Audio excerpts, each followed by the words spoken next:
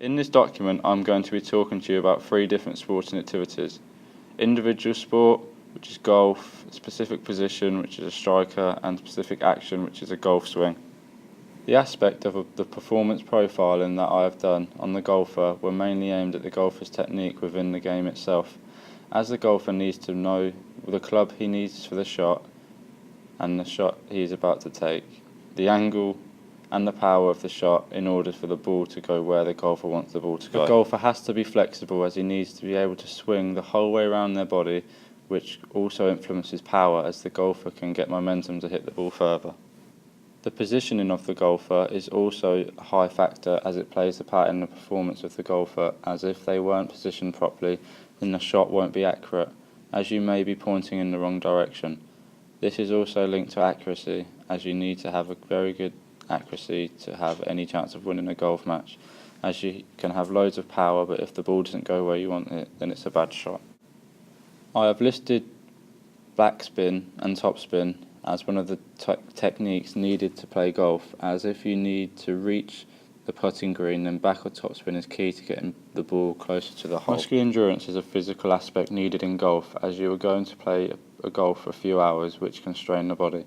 The golfer needs to be flexible in order to get the full range of motion to get the best shot possible. In golf, you need to have a low heart rate, as if you're on the last shot of the day and you need to put the ball to win the tournament. If your heart rate is high, then this means you are nervous and could buckle under pressure. To a golfer, this can mean if keeping your heart rate down in this sort of situation can give you a better chance of putting the ball. A player needs to pay attention to the game.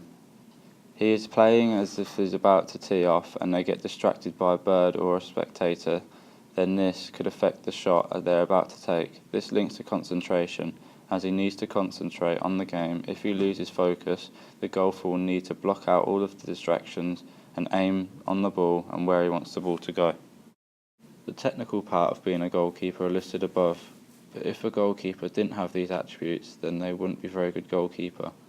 As if a keeper has poor positioning, then they'll concede a lot of goals, as a striker will see the gaps that the keeper has left. This is linked with reflexes, as if you have good positioning but poor reflexes, the diving skills, then the positioning will count for nothing, as you couldn't save the ball if it was led into the corners of the goal. A keeper needs to be able to pass the ball, as if they have a goal kick or a player has passed the ball back to them, they need to be able to pass the ball back out and try to get the team to score a goal at the other end of the pitch. This links with weak foot, as goalkeeper needs to be able to pass accurately with teammates under pressure using both feet. The physical part of being a goalkeeper is that they need to have good acceleration, as if a player runs past the defence and the keeper needs to get to the ball as fast as they can. They also need muscular endurance, as they aren't running around as much as an outfield player, but when they do run a lot, they need to keep warm and chase after the ball. A goalkeeper needs to have a good warm-up so that they don't freeze when playing on a cold day. So they will need to stay warm, so by moving about to keep warm. They also need to cool down, as they will need to relax their muscles, which stops them from cramping up the next day. Having a low heart rate is good for a goalkeeper, as if it was a penalty shootout, then they will need to be composed to show the penalty taker that they aren't nervous. A goalkeeper needs to have confidence in goal, as if they have to put their body on the line to stop the ball from going into the goal. So they need to be brave enough to put their hands in to get the ball when players are kicking the ball.